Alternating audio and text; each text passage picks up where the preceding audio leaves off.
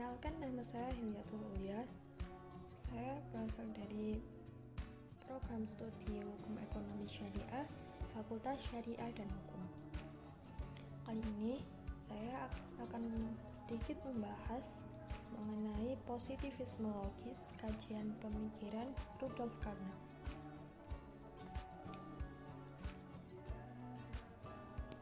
Positivisme pada zaman sekarang sudah menjadi istilah umum dalam posisi filosofis yang mengutamakan aspek-aspek pengetahuan yang nyata, utamanya dalam pengetahuan ilmiah, dan menolak nilai kognitif dari studi filosofis maupun metafisis.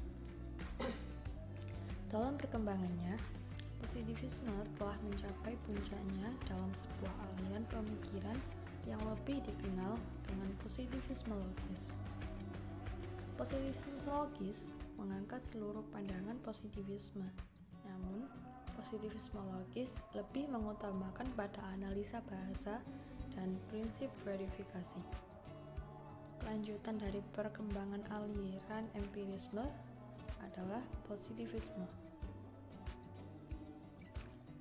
Rudolf Carnap merupakan salah satu anggota lingkaran Wina yang dapat menarik perhatian. Pengaruh Rudolf Carnap dalam filsafat mampu dibandingkan dengan Russell dan Wittgenstein. Beliau pemikir yang sistematis dan orisinil yang pernah menjadi guru besar di Chicago, Princeton, dan University of California di Los Angeles. Kelompok kajian tersebut memiliki perbedaan pemikiran dan dengan tetap menyadari pembahasan ini akan difokuskan dalam pemikiran Carnap berkisar mengenai verifikasi dan konfirmasi, eliminasi metafisika, dan perpaduan ilmu. Positivisme logis dalam lingkaran Wina. Neopositivisme adalah pandangan yang dikembangkan oleh lingkaran Wina, bisa juga disebut positivisme logis. Kaum positivisme logis mengutamakan diri daripada bahasa dan makna. Dalam kenyataan atau objek pengetahuan, kelompok positivisme logis berpikir bahwa kelompok idealis dan materialis tidak pernah berhenti untuk memantau secara hati-hati dari makna bahasa yang kelompok positivisme logis gunakan. Para filsuf positivisme mengklaim pendekatan metafisika terhadap realitas menjadi kacau disebabkan bahasa yang digunakan secara esensial tanpa makna. Kelompok positivisme mengklaim sebuah metafisika secara literal adalah nonsens, yang artinya tanpa makna. Sebagai penganut positivisme, secara umum mereka berpendapat bahwa sumber pengetahuan adalah pengalaman. Namun, secara khusus dan eksplisit, pendirian mereka sebagai berikut. Yang pertama, mereka menolak perbedaan ilmu-ilmu dan ilmu sosial. Kedua, menganggap penyataan yang dapat diverifikasi secara empiris seperti etika, estetika, metafisika sebagai nonsens. Yang ketiga, berusaha menyatukan semua ilmu pengetahuan di dalam satu bahasa ilmiah yang universal. Yang keempat, memandang tugas filsafat sebagai analisis atas kata-kata atau pernyataan. Verifikasi. Prinsip pokok dari positivisme logis adalah prinsip verifikasi, yang sebagaimana dianut oleh para positivisme logis. Prinsip verifikasi mengungkapkan suatu proposisi memiliki arti jika dapat diuji dengan pengalaman dan dapat diverifikasi dengan pengamatan atau observasi. Apakah metode verifikasi berasal dari suatu pernyataan? Rudolf Carnap menjawab dengan membedakan dua macam antara verifikasi langsung dan tidak langsung. Semisal, sekarang saya melihat sebuah lapangan biru dan dengan dasar merah. Jika suatu pernyataan tentang persepsi nyata ditanyakan, dapat diverifikasi dengan penglihatan secara langsung. Apabila tidak dapat melihat secara langsung atau akan ditentang. Upaya untuk meyakinkannya, verifikasi langsung dalam hubungannya masih ada beberapa kesalahan yang cukup serius. Rudolf Carnap berpendapat ilmu merupakan sebuah sistem pernyataan yang diberikan secara langsung dan diamati pada verifikasi eksperimental. Verifikasi dalam ilmu tidak dalam pernyataan tunggal, namun termasuk sistem atau subsistem dari pernyataan tersebut.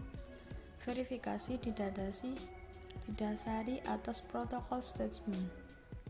Istilah tersebut bisa difahami termasuk pernyataan dari protokol dasar atau catatan dari pengalaman langsung fisikawan atau psikolog.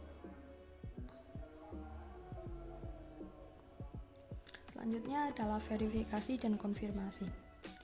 Dari konfirmasi hukum empiris maupun teoritis akan membawa pada klarifikasi yang akan mengantarkan ke tingkatan konfirmasi itu sendiri yang memiliki makna atau tidak. Rudolf Carnap membagi klarifikasi tersebut menjadi 3 bagian. Yang pertama, klarifikasi definisi konsep tingkat konfirmasi. Yang kedua, klarifikasi konstruksi dalam sistem logika induksi. Yang ketiga, klarifikasi konsep probabilitas. Para ilmuwan alam saling berbincang membahas suatu hukum ilmiah atau teori. Kepastian data observasional atau hasil eksperimental. Mereka sering menyebutkan hubungan antara item yang mengkonfirmasi sebagai berikut ini. Pertama, eksperimen ini mengonfirmasi teori T atau memberikan bukti baru untuk LP. Teori kuantum dikonfirmasi bagi tingkat yang benar-benar lebih tinggi dan tersedia 20 tahun.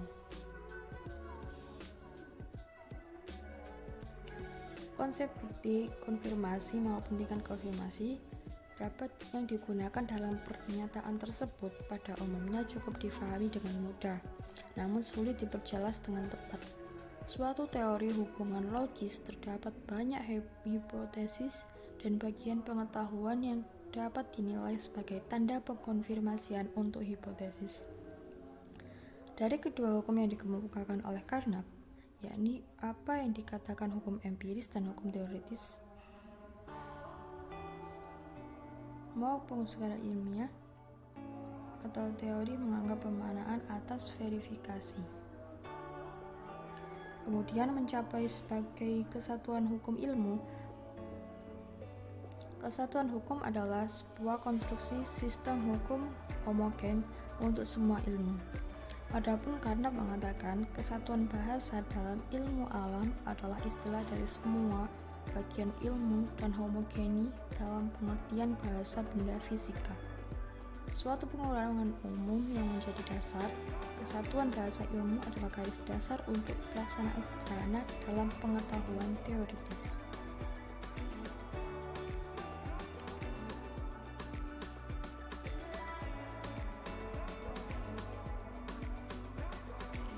Poin selanjutnya adalah eliminasi metafisika.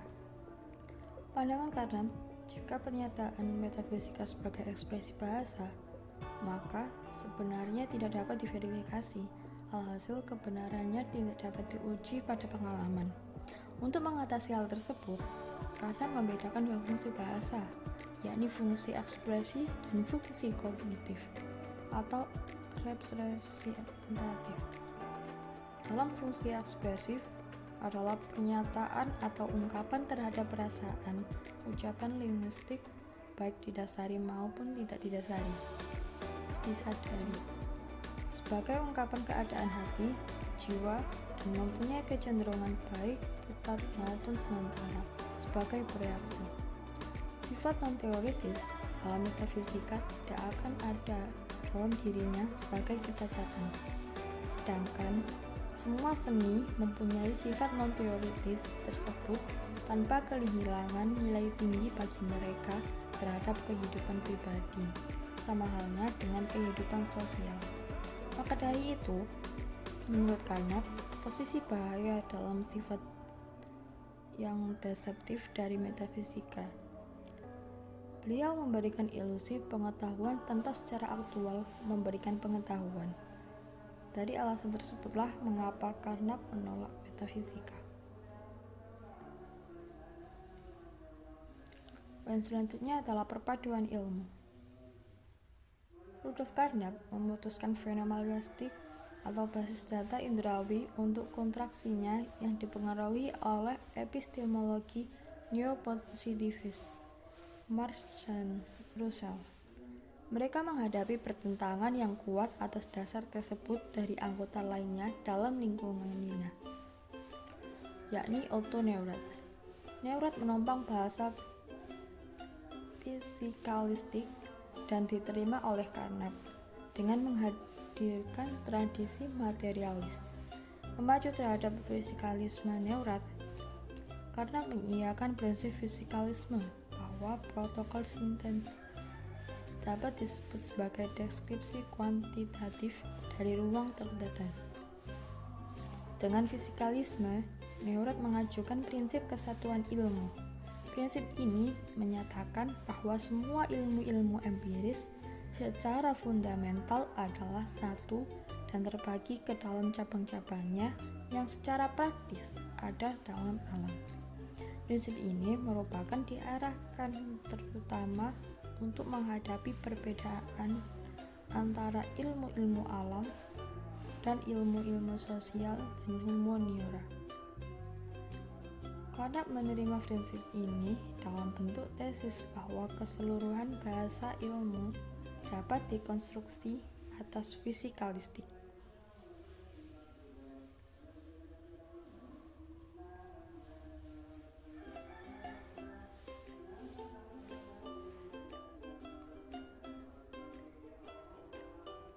Kesimpulannya, dapat diakui bahwa positivisme logis banyak pengaruhnya bagi perkembangan teori pengetahuan kontemporer, filsafat ilmu, dan khususnya filsafat agama. Dengan prinsip verifikasi dan penolakan terhadap metafisika sebagai tanpa makna telah membawa kemajuan yang sangat pesat di bidang ilmu-ilmu eksakta dan teknologi. Sumbangan positivisme logis bagi studi ilmu-ilmu lainnya adalah memberikan parameter ukuran-ukuran sehingga diperoleh makna sejati.